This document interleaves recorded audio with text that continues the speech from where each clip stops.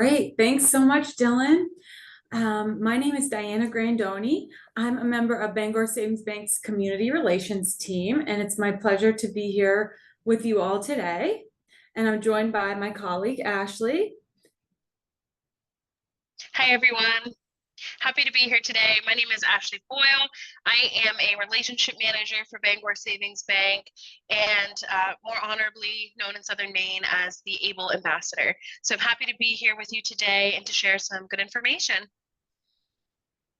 Great. Thanks, Ash.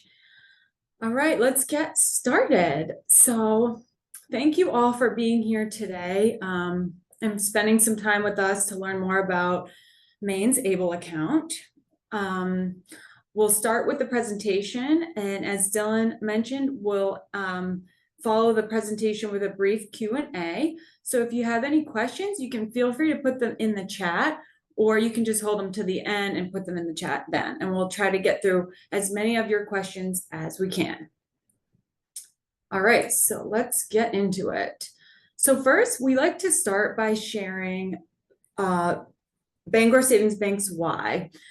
Our promise is to remain true to the mission of our founders and deliver our You Matter More promise to our employees, customers, and communities. And we truly strive to meet our customers where they are with appropriate products. And that was how we came to offer Maine's ABLE account. The topics that we'll cover today are what is ABLE, Maine's ABLE program, eligibility for the ABLE program, limits on the account, how to make deposits and withdrawals from the account, Maine ABLE benefit checking, which is Maine's ABLE account, which is offered here at Bangor Savings Bank. We'll talk about how to get started with your Maine ABLE account, some resources that we have available to learn more about it, and then we'll end with the Q&A. Let's start by going over some key terms that are related to ABLE accounts, which you may be familiar with these, but we just find that it's helpful to do a refresher and talk about what they mean in the context of an ABLE account. So an authorized representative is a person other than the beneficiary who establishes authority over an account when the beneficiary is unable to or would like to have an additional signer on their account. The beneficiary is the individual with a disability, and they are the owner of the ABLE account, and they are the person for whose benefit deposits to and withdrawals from the account are made. A beneficiary must qualify as an eligible individual under applicable law before opening an ABLE account or having an ABLE account opened on their behalf.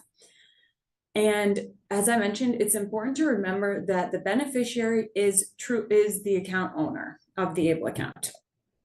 When we talk about earnings as they relate to ABLE accounts, we're referring to income gained from an investment or interest-bearing product. And a fiduciary is a person or organization that acts on behalf of a person or persons and is legally bound to act solely in their best interest. So what is ABLE?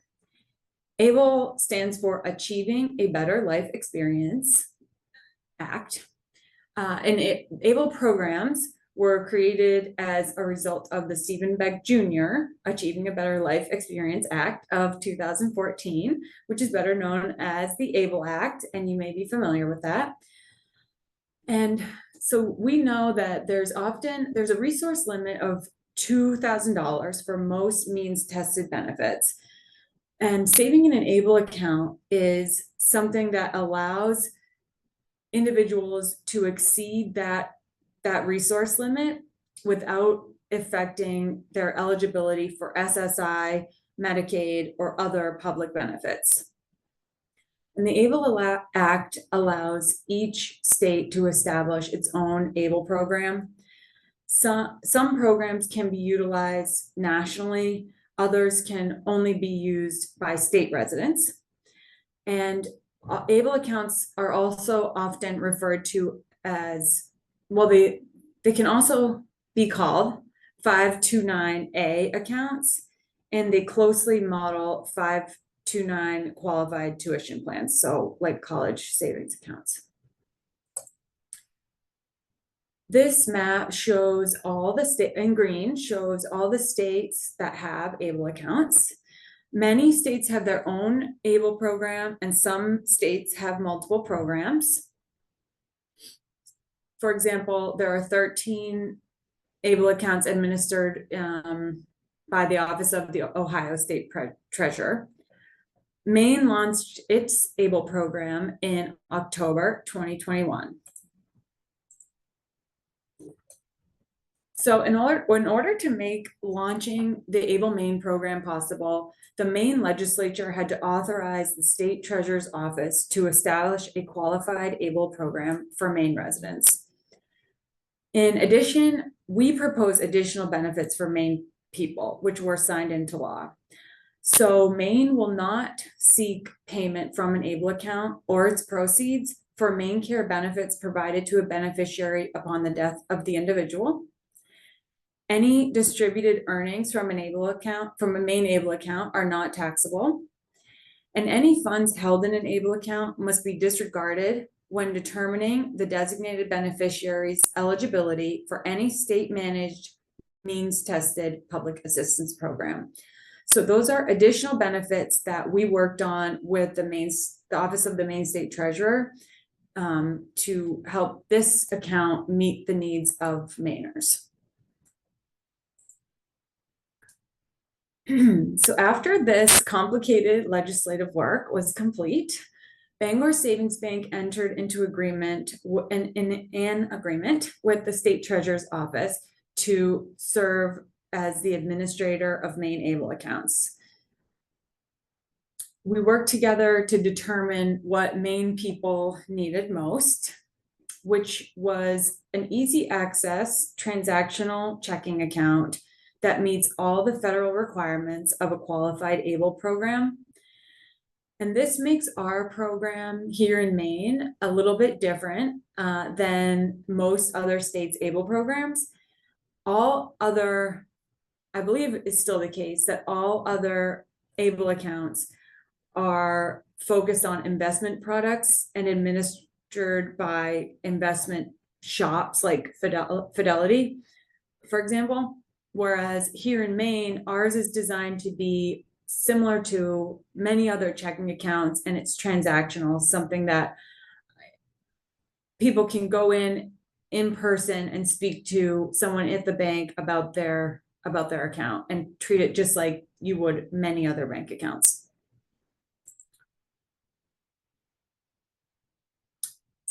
So to elaborate on that a little further, Maine's ABLE program is unique in that it comes with access to Bangor Savings Bank's statewide branch footprint. And as I mentioned, offices where you can go in and talk to someone face to face about your ABLE account is not something that is offered by other ABLE accounts. And we think that that is something that differentiates this account and hopefully helps serve a specific need of the folks that are benefiting from this account.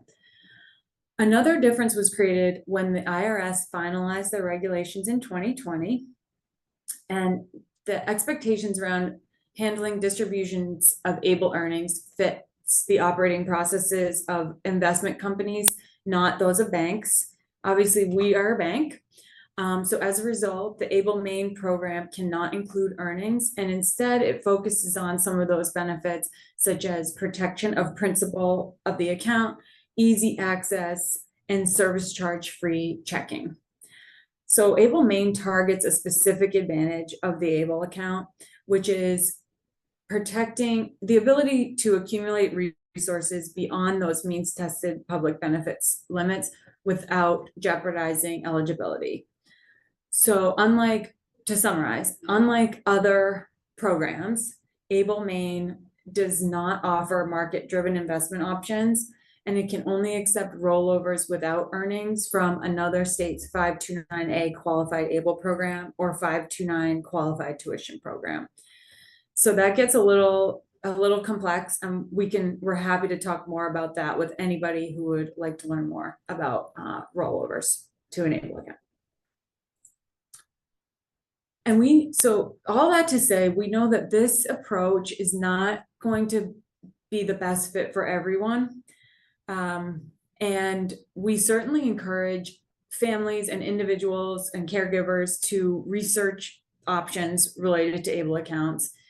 The ABLE National Resource Center, and we'll provide the websites or the URLs to all this information at the end. The ABLE National Resource Center has this state comparison tool, so you can choose ABLE accounts across multiple states and look at the different benefits and the different program differences to find the one that best meets your needs. And that might not be here, that might not be Maine's ABLE account. But that's a nice tool. You can kind of play around with it and just dive a little deeper into what the different account offerings are. So that wraps up my portion, and I will hand it over to you, Ashley. All right, great job, Diana. I'll just pause for a quick second and let you jot down any questions that you may have over the first portion. I also wanted to let you know I may spontaneously mute myself while I'm talking. My allergies are out of control, and so I may sneeze or need to clear my throat from time to time. So I just wanted to put that disclosure out there. Over the next several slides, we're going to discuss 4 factors that are unique to ABLE accounts as required by the ABLE Act, and we can start with eligibility. So the ABLE Act limits eligibility to individuals with disabilities that were present before turning 26. If a person meets this age of onset criteria and they're already receiving benefits under SSI or SSDI, they're automatically eligible to establish an ABLE account. It is also possible that someone is eligible to receive SSI and SSDI, but they're not currently receiving it due to income considerations. That person is also likely eligible for an ABLE account. If the individual is not a recipient of SSI or SSDI, but they meet the age of disability onset requirement, they could still potentially be eligible for an ABLE account if they meet Social Security's definition and criteria regarding disabilities, and they receive a disability certification signed by a qualified medical professional. A beneficiary must be a Maine resident. Our program is not open to out-of-state residents, and an individual may only have one ABLE account. So Diana was just sharing that you may at some point decide that Maine's ABLE account isn't right for you anymore. You want to have an investment option. You would have to close your Maine ABLE account and roll that over into another ABLE account. Unlike Ohio, Virginia, and other states that allow out-of-state residents to open ABLE accounts, Maine does not allow that. So you do have to live in the state of Maine to participate in our ABLE program. The next thing we're going to talk about is limits. So there are 3 types of limits to be aware of for an ABLE account. This is important. It is very important not to deposit over any of these limits during the time period allotted. An ABLE account has an annual deposit limit of $18,000 from all contributors. Under current law, $18,000 is the maximum amount an individual can give as a gift to someone else and not report that gift to the IRS. The additional deposit limit amount is allowed to be deposited by the beneficiary in excess to their annual deposit limit of $18,000 if the beneficiary is employed and not contributing to specific retirement plans. This is a result of the Able to Work Act, part of the Tax Cuts and Job Act of 2017. The additional contribution amount is based on the federal poverty level or 100% of their annual income, whichever is less. And that limit is currently, the federal poverty limit is currently $14,580. That does change from year to year, typically, so that's just something to be aware of, as is the annual contribution limit. So that often does change from year to year. There is also a maximum balance limit per beneficiary. This limit is derived from the from program state's 529 program and can vary from state to state. We also chose the balance limit for it to be a balance limit versus a deposit limit, which means that someone could spend down their ABLE account once they reach 500,000 and then contribute more to it. To help manage these limits, Bangor Savings does provide monthly statements that will show the progress towards those limits and any overage you may have incurred.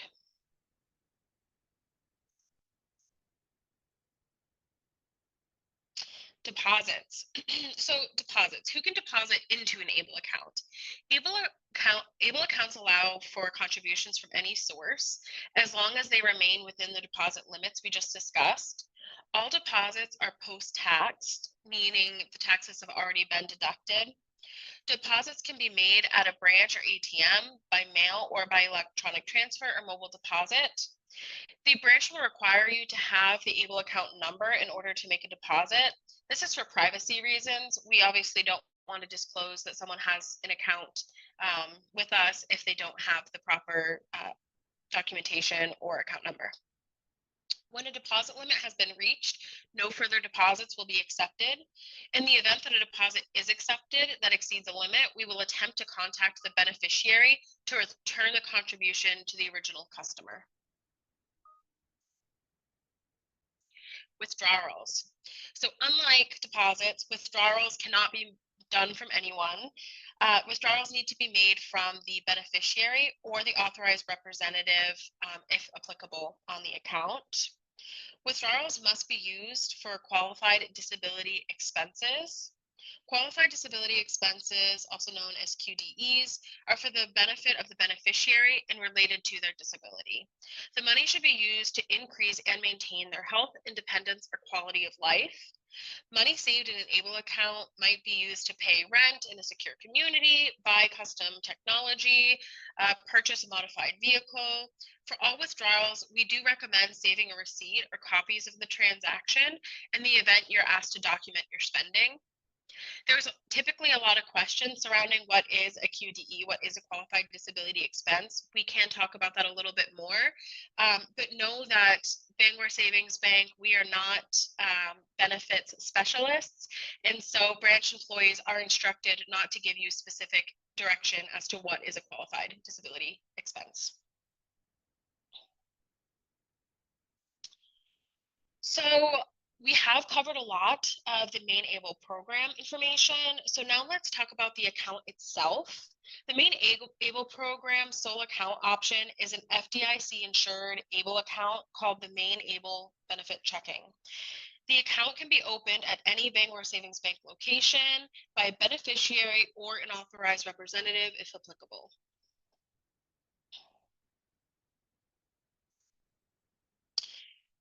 This account is modeled really closely to other accounts at Bangor Savings Bank, where we require a $25 minimum deposit into the account.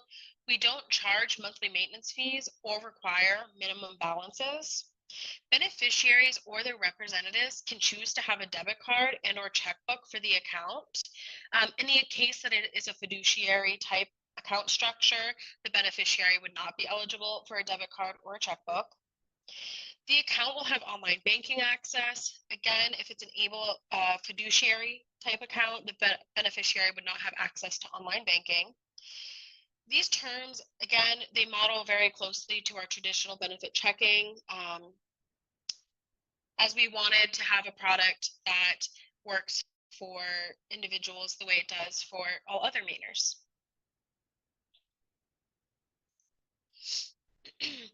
So I'll talk a little bit about account relationships and how we can open an ABLE account. In every scenario, the beneficiary is the sole owner of the account. Any funds in the account belong to them at all times. A beneficiary can have an ABLE account by themselves. That is a very traditional way to open it. If they're able to manage their own funds, they can have an ABLE account where they are the beneficiary and they can manage it on their own. A beneficiary can also choose to have an authorized representative.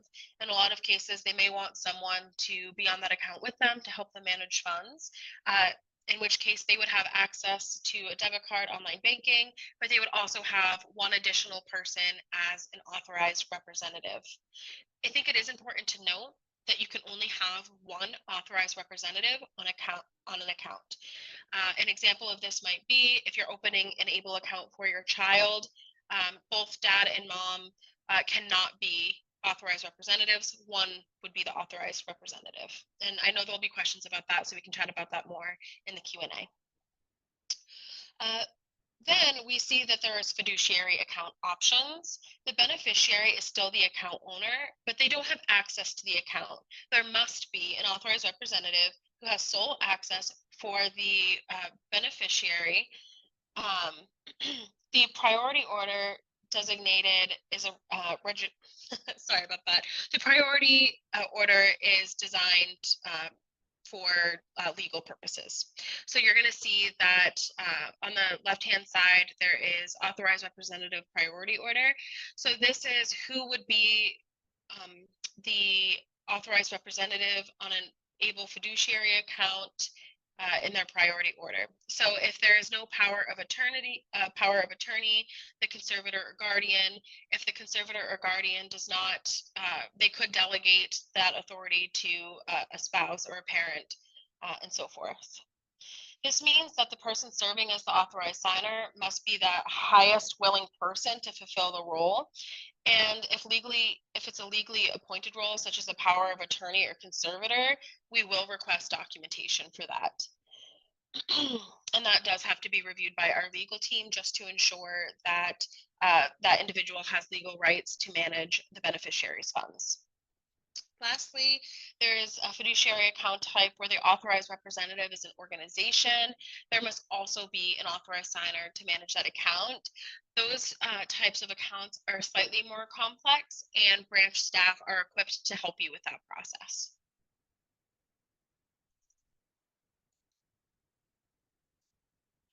All right. So where do we go from here? This is pretty simple. You can go to bangor.com and open an account online. Or if you want to go into a branch, sit down with a branch employee, talk about the benefits of the ABLE account, go in more detail, you can schedule an appointment by calling our support team or just dropping by any branch during business hours and asking to talk about an ABLE account.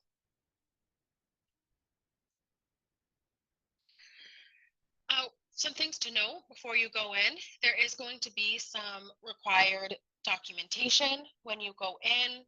First and foremost, we need a valid photo ID, a social security number or tax ID number, proof of physical address, legal paperwork if required. So that would be in the case of a fiduciary ABLE account where you are the legal guardian, you have guardianship paperwork. We would need that. And then in that last example, if there's an organization who is managing as the authorized representative, we require a resolution. And again, the branch staff would help you with that process. We are not going to collect proof of SSI, SSDI, or disability certification.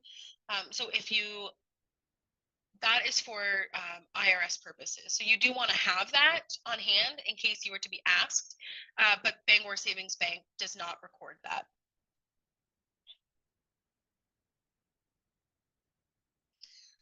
So Diana mentioned a little bit earlier about rollovers. So because the Maine ABLE account is so different, we do not accept rollovers with earnings. We can't. So if you do have an ABLE account that has earnings, you want to roll over into a Maine ABLE account, that is a conversation that we can have about how to navigate that. However, you can roll over from a qualified 529A ABLE program or from a 529 qualified tuition program. There are rollover forms that the staff can assist you with to help direct the existing ABLE program to roll the funds over into the new program.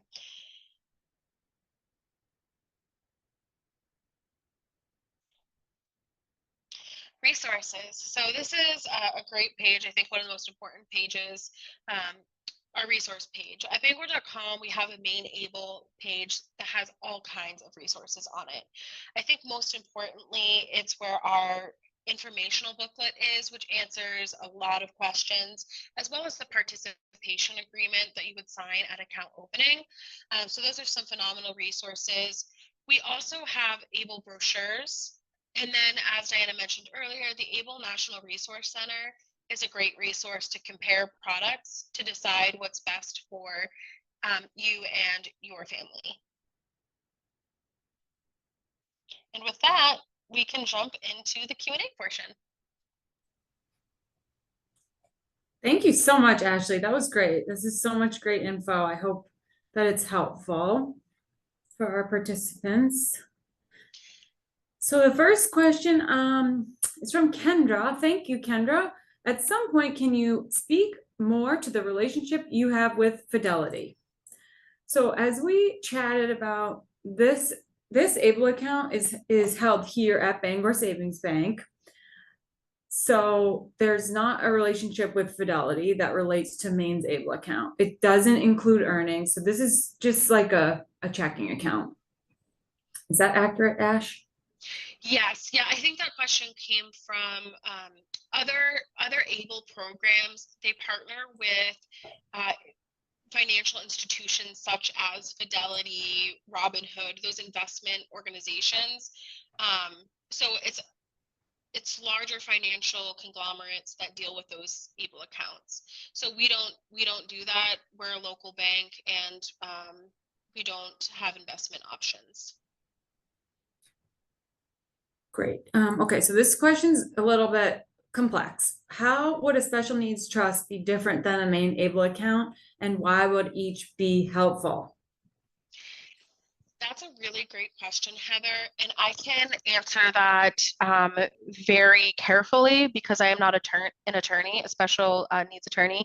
So what I can say is ABLE accounts, especially Maine's ABLE account, is transactional. It's day to day. You can easily access the funds, spend it for, food needs. It just allows you to have access to liquid money daily, whereas a special needs trust isn't going to be that fluid.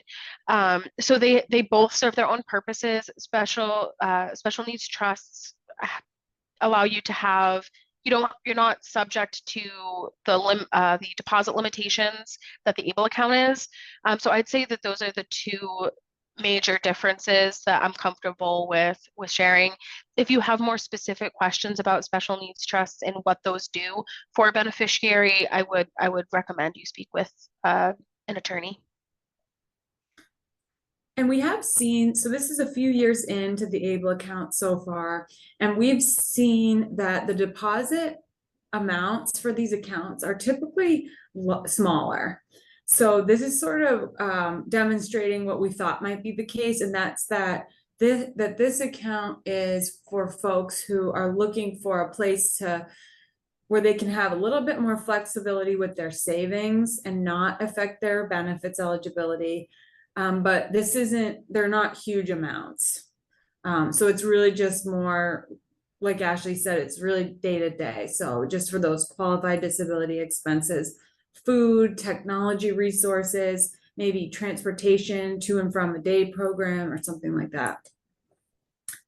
Can I jump in, guys, just for a second? This is Carrie Woodcock from Maine Parent Federation. Hey, Carrie. Hi. I have a special needs trust right now for my daughter. I just haven't taken advantage of the Maine ABLE account because I set up the special needs trust prior to the ABLE account even existing in Maine. So I can speak a little bit to the differences, but the special needs trust needs to be done by a lawyer. So you have to hire a lawyer to create a trust. And so that is an additional fee that you wouldn't have for an ABLE account. And ours is fluid. It's a checking account. So it is fluid. I mean, we haven't taken money out because the purpose is for us to save money for her right now. But it's non-interest bearing checking account, and we just set it up at our local bank, and we had to get very specific with the lawyer about what we could use it for Sammy. And so that lawyer needs to be very knowledgeable about what and how money can impact different things like Social Security. That's already set up in the ABLE account. So my special needs trust has got very specific language about if we withdraw money, what we can use it for. And that it can't impact Sammy's ability to qualify for programs like Social Security and waiver state programs. So if you're gonna set up a special needs trust, you need to go to a lawyer that specializes in those things, and it costs us about $2,000 to have the lawyer write it up. So just to give you an idea, and they'll be able to have, they'll have the specific knowledge to answer those more finely tuned questions that you might have around trust versus able account. Obviously, when we set Sammy's up, we didn't have those questions because there was no able account in Maine. It was our only option to save money for her at that time in the state. So it would be something to have, like Ashley said, a more deeper conversation about what are the specific differences and what might be an advantage for one versus the other. Thanks, guys. Thanks so much, Carrie. That's so helpful. I think, we're always careful around like what we can say about special needs trust, but we get this question a lot because it seems like that's a kind of a need that folks or like people who are looking at special needs trust might also consider an ABLE account for different reasons. Next question's from Abby. Photo ID for minors. Ashley, do you know the answer to that? Yes, that is not going to be required for minors. But obviously, there's going to be a parent or guardian who is opening the account with them as the authorized representative, and they would need to have a photo ID. I would highly recommend though, Abby, and I'm going through this process right now with Sammy because she's 16 and obviously doesn't have a license, getting a state ID. I can still get a state ID for her at the age of 16. And when you travel with somebody who usually is of licensed age, it becomes more difficult to travel without a state ID. So, when they become of licensed age, if they're not able to get a license, it's highly recommended to get them a state ID. And you can do that process through the Department of Motor Vehicles. Great to know. Is the Alphon grant a 529? I don't know the answer to that. Yeah, and I think one thing, we can answer a lot of specific questions about Maine ABLE accounts. When it comes to talking about other programs and grants, we have to be really careful answering those questions because we're not experts. So yeah, unfortunately, we can't answer that question for you. So the Alphon grant that started, if you were eligible and your child was born, it was a $500 grant that can only be used for higher education expenses. So while it doesn't label it specifically as 529 in the language I'm looking at, it still can only be used for higher ed expenses. But that brings me to a question. So say you opened up a 529 account for your child when they were born and you did it through you did the Alphon grant, which can only be used specifically. So 529 and looks like the Alphon grant is only for higher ed expenses. If you have a child that doesn't go to higher ed and you're transferring that money out and not using it for higher ed, there's currently a penalty for that. But if you're transferring it to an ABLE account, does that same penalty apply? I would talk to your attorney. Because Okay. we're not collecting, Bangor Savings Bank is not collecting any type of fee. And so we can help you roll it over, but we wouldn't be able to say whether or not you should roll it over. Does that make sense? Right. So, I mean, it's the IRS that penalizes you for a 529 account if you're not using it for higher ed. So if it's rolled over into an ABLE account, it would be to basically speak to somebody financially who specializes in that, would know if there was a penalty applied to that. Maybe an accountant. I mean, Yeah. or if you're working with an attorney that specializes in that, they're probably going to know the answer to it as well. Okay. So that's something to be aware of, you guys, if you have 529 accounts. If you're not using it for higher ed, there is a penalty for that. If you're rolling it into an ABLE account, I don't know if that penalty would be waived, so you would need to consult somebody to make sure. Otherwise, one way or another, the IRS gets its money. So Right. just make sure that you're aware of that.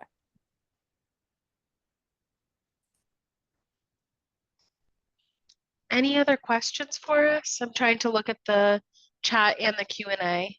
There was a question about, do you have suggestions on how to track withdrawals from qualified expenses? Which I had, you guys said you couldn't speak to qualified distribution expenses, but where could they get that information? Yeah, that's a great question. So the National ABLE Resource Center has a good tool to review what qualified disability expenses are, like a more complex list. If there's something like one-off, when we first launched the program, I'm not sure why, but a lot of people kept asking us if Disney counted as a qualified disability expense going to Disneyland. And in the bank, we're like, well, I mean, that I'd say that improves your quality of life. But again, we're not the IRS, right? So what we would say is, we'd recommend you review the list on the National ABLE Resource Center. And if you don't get clarity there, talk to a benefits specialist. And there are benefits specialists that you can talk to for free at Maine Health. So that's a really good resource for people to try to access that. But also if you have a special needs trust or if you have an accountant, they would be able to probably shed some light on that as well. Just a quick note, the benefit specialists at Maine Health are only available if you're receiving Social Security. So you can only use them if you're receiving Social Security income. Oh, that's good to know. I didn't realize that. Yeah.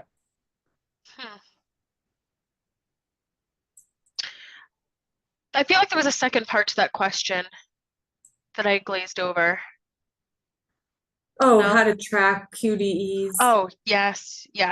Great question. So one, you're going to get a statement. So you're going to be able to see where those transactions are. So you could keep a statement and write notes on it. Another way would be if you're doing transfers on your mobile app, you can put notes in there, what it's for, keeping receipts and having a little envelope and writing on there when you make purchases with your debit card. Those are all different ways that people track that. Diane, the ABLE Resource Center specifically talks about technology. So I feel pretty comfortable saying that would be allowed. And same with, clothing. That's like a living expense, so. Thanks for all these great questions. I would say to keep your receipts with your tax documents. Like we all get our yearly taxes done. And so as you're keeping your receipts for, your taxes, it would be a good place to organize these receipts in that same place. And you could just list them as ABLE account receipts. Keep them with that paperwork.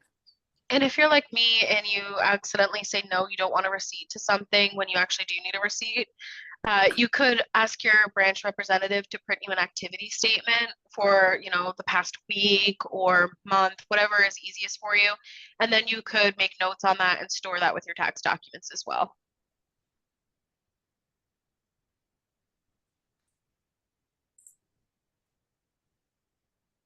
Great. Let's see. I wanted to mention that it is possible to open an ABLE account online now. So if you prefer that route, and as you're kind of going home thinking about this, we're always available to answer questions. We have our team of ABLE ambassadors at the bank who can kind of get into more of the details, and we're super proud and passionate about this account, and we love talking about it. So please reach out anytime.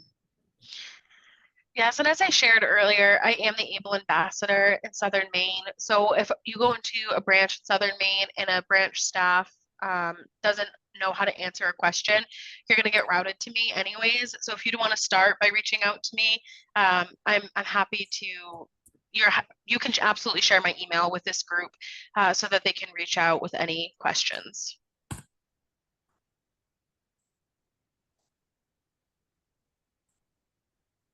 I just got some more information on the Alphon grant, and yes, it is a 529 next gen account for the Alphon money. So it is specific to 529. That's great, Carrie. So that means we can accept rollovers of the Alphon grant. I can't speak to the fees or anything, but we can accept those rollovers. So that's a start.